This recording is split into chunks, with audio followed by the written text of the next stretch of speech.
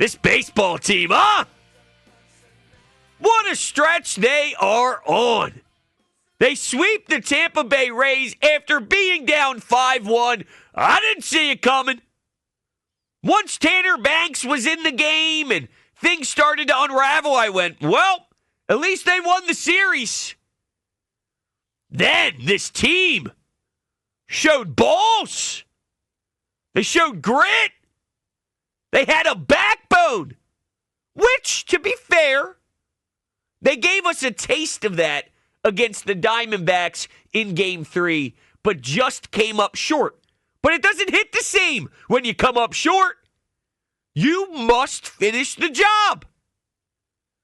And they did. This is their first sweep since the Colorado Rockies, who's going to lose 1 billion games. So they don't even count. This is almost the first sweep of the season in a way. I'm proud of this group. I've been hard on them. I've been harsh. And in my personal opinion, reasonably so. But I am starting to see that they are sort of finding a foundation. They are building spirit. There seems to be some snarl.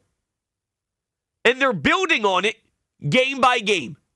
And that's very important to establish an identity. And as much as we say Dave Dombrowski didn't really add much outside of Luzardo and Max Kepler, and he didn't, each year does have a different personality as a group.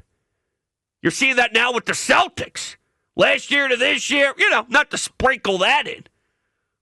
But each year, no matter if it is the same people on paper with just a little sweetener here and there, you do have to create a different way of attacking each night. It's got to be different. And the way they're doing this, the series kind of plays out and tells you that they can do it in many different ways. Game 2, ass kicking, 7-0. Game 1, I don't think the score really tells you how much of a beatdown it really was. The final frame said 8-4. But you're watching Nick rock 4 RBI. You're seeing Bohm even deliver one over the wall. They took control. We're watching Sanchez and Walker as a 1-2 punch, giving up 2 hits. So you see your offense explode. You're watching your pitching do its job. And then, last night, pinch runners fighting back when you're down with the couple innings to go. Having urgency, which has always been a concern of mine, not having any. Marsh, from the dead, comes back from AAA. Now he's rocking. He's rolling. I'm enjoying it. 215-592-9494. It's a simple one. How we feeling? How we feeling? It seems we could do this a lot with this group because after every series, we're doing a check-in. But the way that they're consistently playing with some spunk right now, it's hard to not see where everybody is on a day-to-day basis because there was so much turmoil. There was so much hate about the way they were doing it. So as they show different things and as they show that they got layers to this, we got to see if the needle moves. I got a few pieces of audio for you, though, that I think are very important to the story of who they are right now and where they stand right now. First, this one is just because it's sexy, okay? This one's simple just because it is a beautiful, beautiful, beautiful, beautiful, beautiful thing to see and hear. Bryson Stott's home run. This was outstanding. Here's Scott Fransky on the call. Swung on, hit deep, right field. That one is long gone as Bryson Stott has cleared the stadium. He has hit one out of Steinbrenner Field. A mammoth 3-run home run to right field, and it's a 1-run game. I love what Bryson Stott is doing. Love in all capitals. Love. It's incredible. You know, one guy that needs some love too, which it might get lost in the sauce, was Nick's at-bat in the ninth when he was down 1-2, and he works a 9-pitch AB, and he ends up walking, fouling back some pitches. What? Disciplined? Earning a walk? Wow. Wow! Helps you fight back? Amazing. Okay, now, let's listen to Brandon Marsh, who spoke post-game with the NBC Sports Philadelphia crew. This was his sort of takeaway from all the action. How about this team win? How about these last 4 innings? Man, that was crazy.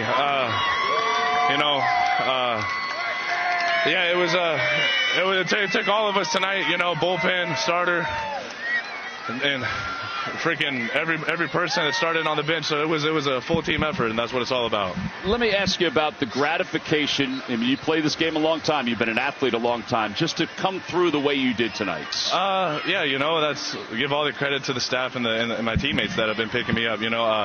Just having some fun out there. Kyle and I had a funny interaction right before that last at bat. So, I give the credit to him for sure.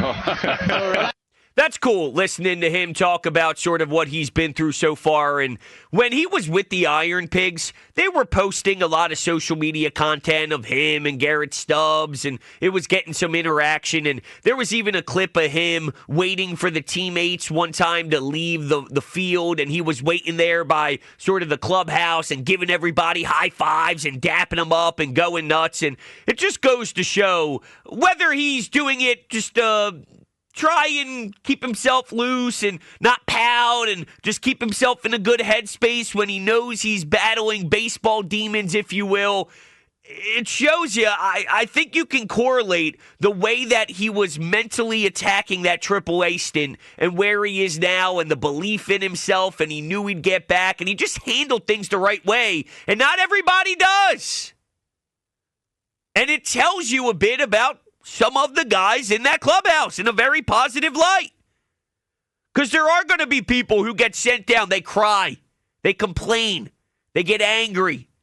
They can't get themselves out of that rut. They have to live in AAA a bit longer. Then you almost forget about them. Now, Rob Thompson has to sit down with him and Rojas instantly and say, hey, I'm aware that there's some right-handed pitchers coming up, but I want to make sure we can find a good blend for both of you because Marsh has earned it and deserved it. And it just describes how Brandon Marsh has handled this and the mental toughness. And this team, as of late, has shown as a whole a lot of mental toughness when down big in a Game 3, looking for a sweep, crawling back, and leaving everything out there on the field. And it's something you got to admire. Whether you think they could do the whole thing and win the big dance and blah, blah, blah, blah, blah, we don't know.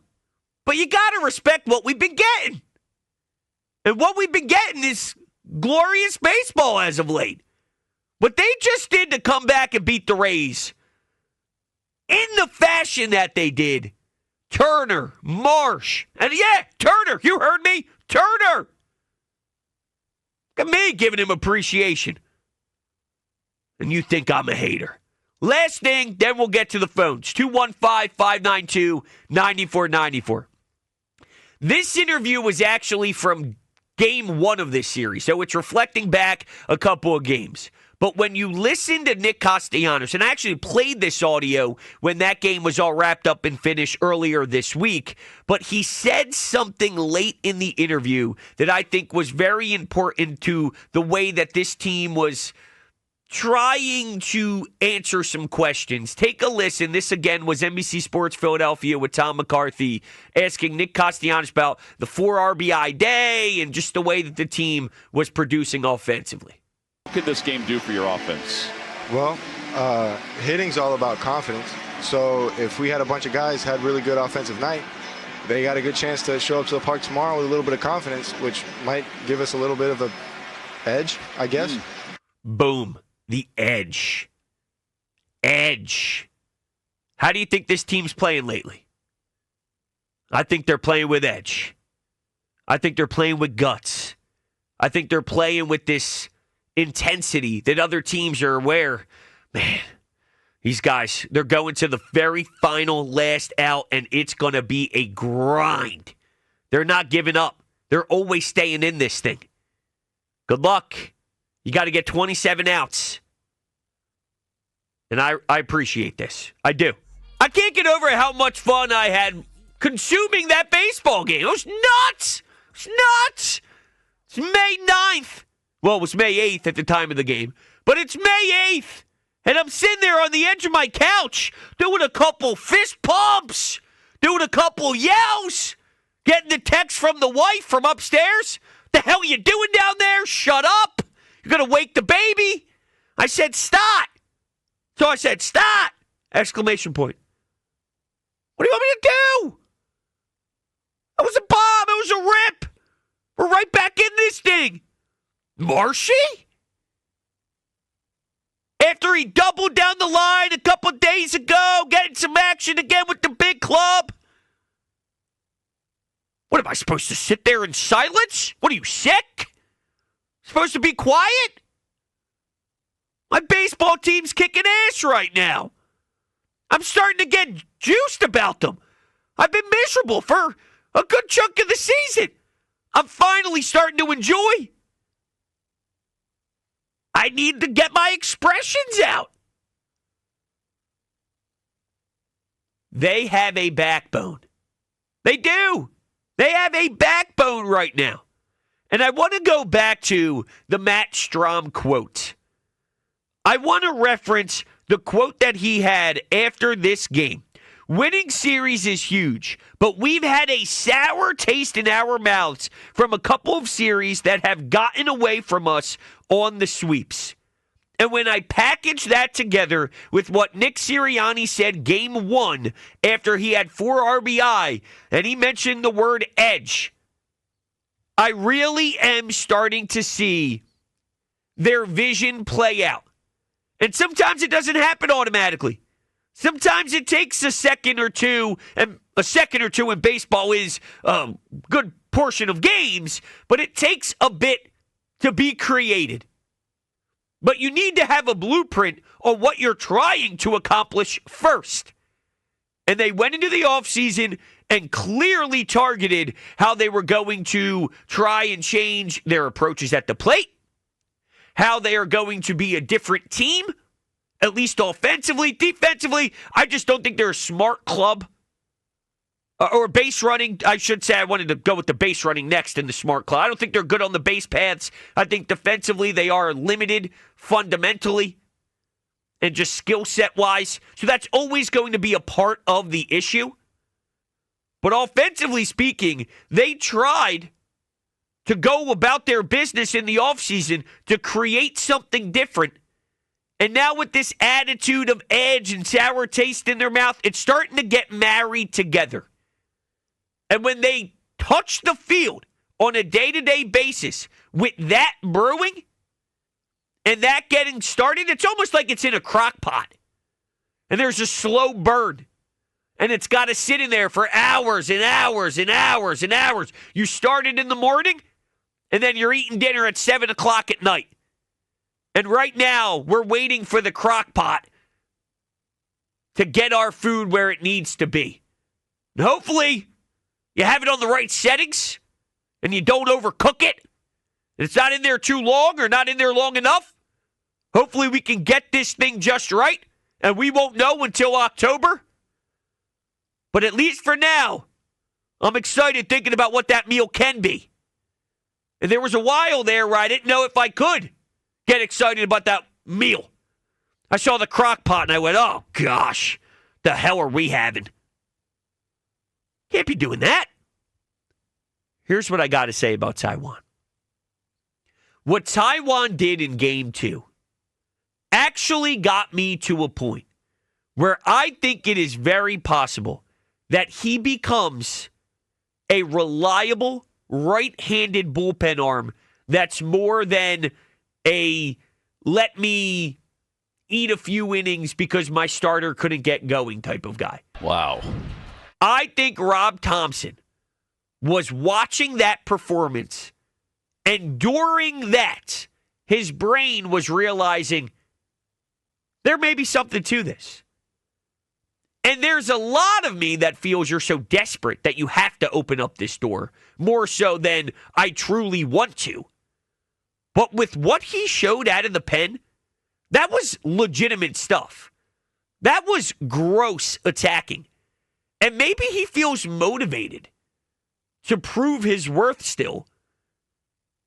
And now that he's actually gaining confidence and he's in a good groove and the fan base is on his side and he feels appreciated and he feels actually loved to a degree and people are respecting him, that he's out there and he could actually dip into his bag of tricks a bit more and execute and feel arrogant about it. A good confidence.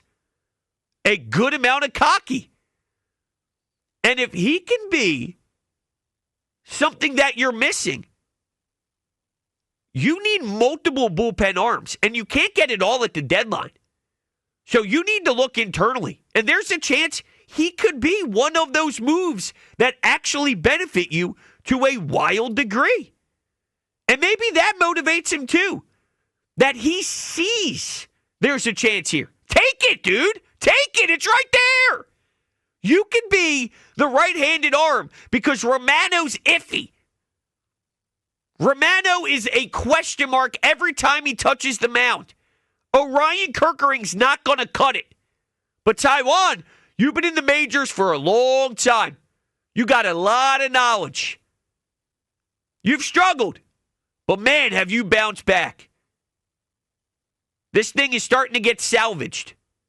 I'm wondering if he sees where this team is, where this team needs help, where he currently sits, where Ranger is with the contract and Scott Boras and Andrew Painter, and he just sees the writing on the wall. So let me take command. Let me look at where we are as a group and where I can best fit in. And this may perfectly align. The stars are aligning for the Phillies to fix a problem and for Taijuan to be a part of the solution. I can't rule it out. And I'm actually willing to let it play out to see if it can really work. Like, I'd push for it. I'd put him in positions to see. And look, if it doesn't work, it doesn't work. If you lose a game in mid-May because you went to Taijuan in the 7th in a one-run game, okay. And it's not like one outing is enough of a sample size anyway. So even if that does happen, I'm probably going back to it to see if the next time around it works. Because if he does have a bad 7th once, and then he follows that up with a really strong 7th, and then he has another chance, and he does well then too, and there's a couple outings in a row where it's scoreless, and he's getting 7 innings, or the 7th inning, but constantly the 7th. Let's see. The worst that can happen is it doesn't work, and then you have to readjust. But there's been a lot of times it hasn't worked with the guys that are supposed to do it already, so what the hell's the difference? There's only one way to go here. There's an upside. There's no downside to it. Because a lot of these bullpen arms haven't been able to accomplish the goal anyway. So I think that I'd push for it. And I'd go out of my way to put Taijuan in these situations late. Why not? He looks good. He's earned it. It's a mixture between desperate and he's earned it. I co-sign. Let's go to Mike in Norristown. Good morning, Mike. What's going on? How you feeling, my friend? I had a couple of Chardonnays, you know. Oh, okay. All right. That's good. Oh, man, what a great game, bro. What a great game. What a comeback. Unbelievable. It really was. I am so in love with the way that they have created this bond as a unit. I think I'm starting to see them play as a group. And there was a while there in the beginning of the year, it felt very individualized. Stott was trying to figure out his health stuff from last year. Bohm, with all the trade talks, was trying to prove himself. And, Trey was battling a lot of the noise as well. And it just seemed like everybody was trying to do their own thing. But now it's starting to really groom together in my eyes. They seem like one one unit, like combined force all together, man. Yeah. I know it's early, man, but I just I don't know, man. I'm getting them Eagles vibes with the Phillies, man. I hate to say it. Well, why would you hate to say that? Because that's a good thing to feel. Because they let you down. Like I told you yesterday, man. It's like that prom girl, man. They get you there to get you excited, and at the end, they stink. Well, I get it. In October they could play LA and lose. Like they've done this last year. They've done it the year before. It's too early. I'm trying not to, but it's really hard. Listen, I get that. And I don't think you're wrong to allow the excitement to be involved here, right? You just got to find the balance. Don't go to the extreme of saying, oh, this team is definitely doing it, but acknowledge they're in the mix and in the fight with all the other good teams. Oh, absolutely. We'll see where it goes. They're a contender. They got just as much chance as anybody else to make it. Right. And the starting pitching is nasty. Phenomenal. Nasty. Phenomenal. And what about the Eagles? Dallas Goedert coming back? I'm like, oh my God! Like this is not a great time to be a Philly fan. I mean, come on. I mean, all the heartache as a kid. I'm 44, man. I mean, '93 World Series, all the Eagles playoff games. We're seeing championships now, man. Like I am really honored and blessed to be an Eagle and Phillies fan, man. For real. What about the Flyers? I'm still a fan, but I've lost. I'm not a diehard like I was when Lindros went down. I lost. Okay. I lost it. Okay. What about the Sixers? I just had to balance everything. That's all. I'm sorry. I had to balance. I had to balance you. I had to balance you. I'm a half-glass full type of guy. I know, and I know, Mike. I'm a bad person, Mike. I love you. I'm a bad guy. I'm just saying. He was rolling. Well, Mike said he was worried that he was getting too emotionally high, so I felt obligated. You brought him back down. I got you. To ground him. That's all. Yeah, you can always, as much as high as we get, you can always just kind of look in our backyard and get low again. Daryl Morey, Sixers.